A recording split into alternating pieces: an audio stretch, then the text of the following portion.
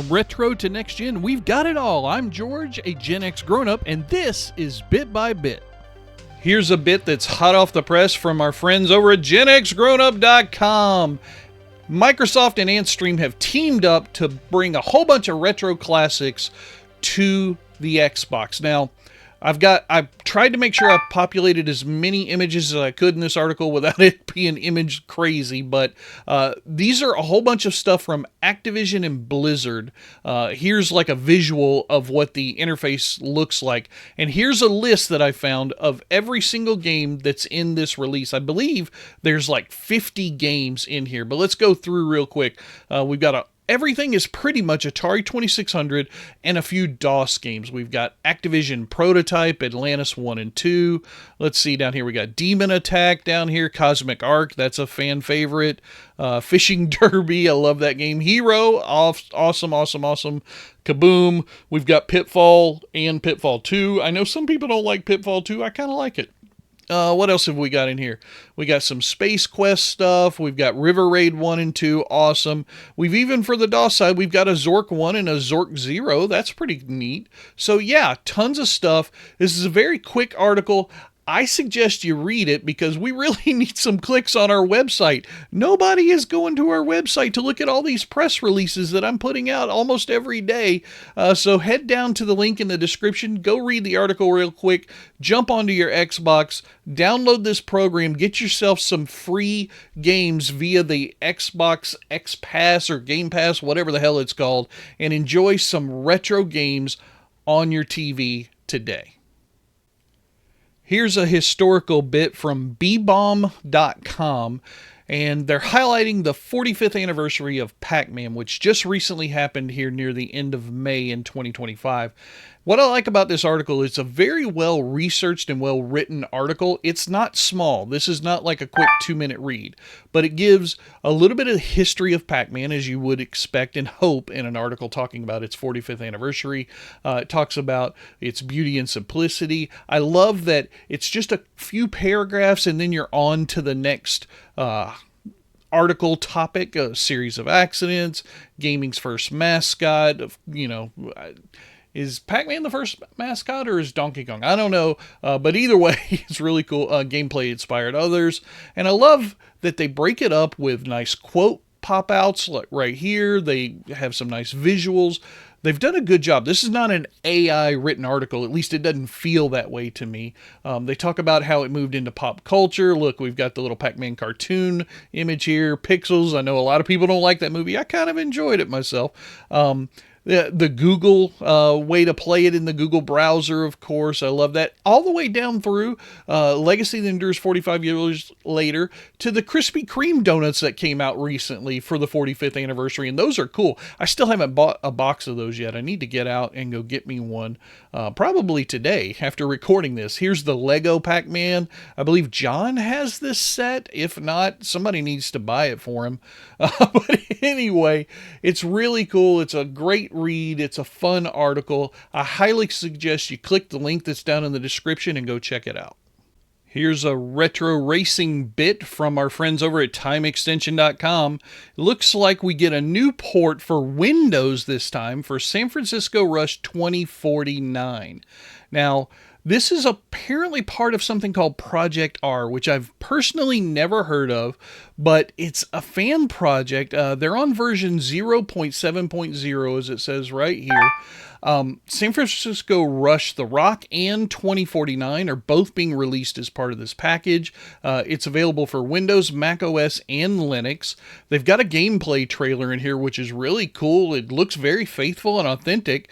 It's got cool PC exclusive improvements, widescreen, increases to frame rate, and much more, it says. This, to me, looks really awesome. I guess I'm going to have to go do some research on this Project R thing and find out what it's about. I've only ever really played arcade ROMs inside of MAME, but yeah, this looks to be really fun, and I'm glad Time Extension brought it around so that I could be aware of it because, boy, I can't wait to get me some racing retro gaming vibes going. All right, here's another one of these list bits from whatculture.com. 8 retro mechanics we need in modern video games. You guys know how I feel about these lists, but this one piqued my curiosity a little bit, so let's take a look. All right, number 8 on the list, and I guess this is going to be a ranked list. They want cheat codes back. Okay, I could go with cheat codes. That's right, we really don't do cheat codes anymore. Those were kind of fun. You used to have to discover them on your own or find them in a magazine, or your buddy would tell you about what he had discovered. Okay, yeah, that could be cool. I'd like to see those come back. Let's see what else they got on the list. Unlimited inventory. Okay. So their argument says contemporary games far more concerned with realism. Yeah, I get that. I'm playing a video game. What does it matter how many guns I can actually just hold on my body or in my hands? Let's just give me everything that I've acquired in the game. Let me have fun. Ooh, loading screen mini games. So they've got a Galaga, well, not Galaga, that's Galaxian, but I can see what they're going for here. Wow, okay, yeah, we don't really do that anymore. That's really cool. Challenge levels too. That would be awesome. Non-regenerating health. All right. Could go with that. Let's see what else. Split screen multiplayer. Wow.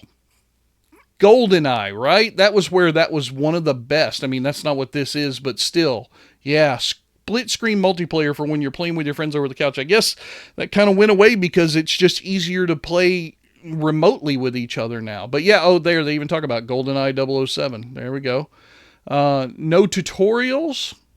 Okay, as long as the game is intuitive enough to understand, I could go with no tutorials. What else we got here?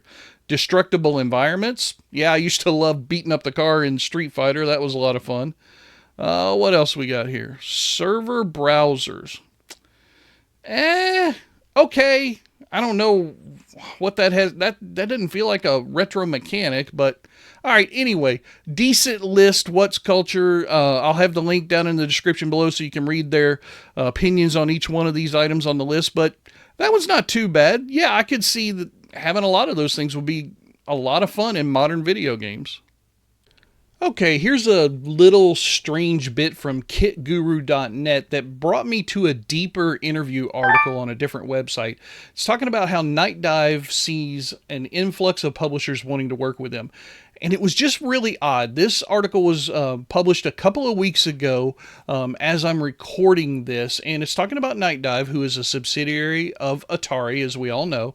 And this interview that was conducted on RPG Site, which I'll take you to right now, because the article at Kit Guru talks about 2020 and 2022. It feels like it was an older AI written article or something, but here's the RPG Site article that is a very long and interesting interview with Stephen Kick, who is the founder and CEO of Nightdive Studios. So they go into a lot of detail. You can see my little scroll baller over here on the right hand side of the screen. This is not a small article by any stretch of the imagination. They took some time with Stephen Kick, and I think it's really worth reading just what's going on with Nightdive Studios, where they started, where they've come to now, because it's a really solid publishing house that's doing some great work in the retro gaming space.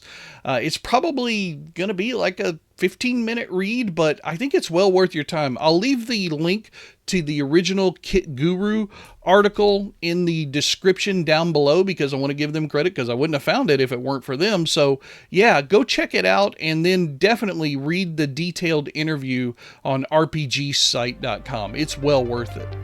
That's going to do it for the news making headlines in the gaming world right now. I am George, and if you want to see more, hit that subscribe button, and I'll keep on bringing you the news bit by bit.